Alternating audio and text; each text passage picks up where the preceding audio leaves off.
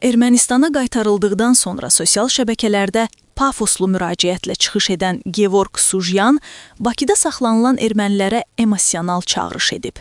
Turkistan.az, Müsavat.com-a istinadən məlumat verir ki, Sujyan paylaşımında yazıb: "Mən sizi tərk etmədim dostlar. Ruhumun bir parçasını sizinlə orada qoydum. Siz amansız əsirliyin caynaqlarında qaldığınız müddətdə mənim üçün rahatlıq olmayacaq. Buna and içirəm."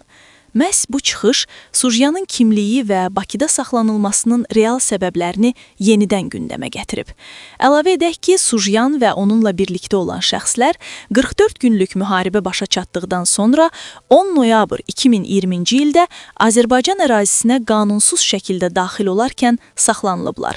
Onlar Laçın-Kəlbəcər istiqamətində tutulub və silahlı terror diversiya qrupu kimi zərərsizləşdiriliblər.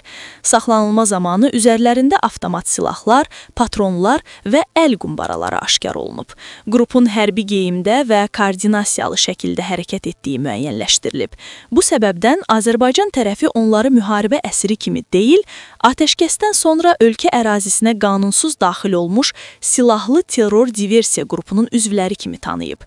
Bakıda saxlanıldığı dövrdə sakit və təmkinli davranan Sujyan, Ermənistana qaytarıldıqdan sonra qəfil qəhrəman, şir obrazına bürünərək emosional və populist ritorikaya keçib. Ancaq faktlar dəyişmir. O, terrorçu qrupun üzvü kimi saxlanılıb və bugünkü açıqlamalar bu reallığı ört-basdır etmir.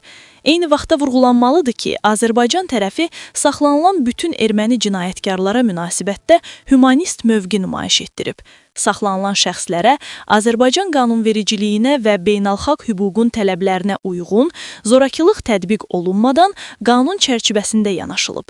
İstintaq və saxlanılma prosesləri beynəlxalq normalara uyğun şəkildə həyata keçirilib.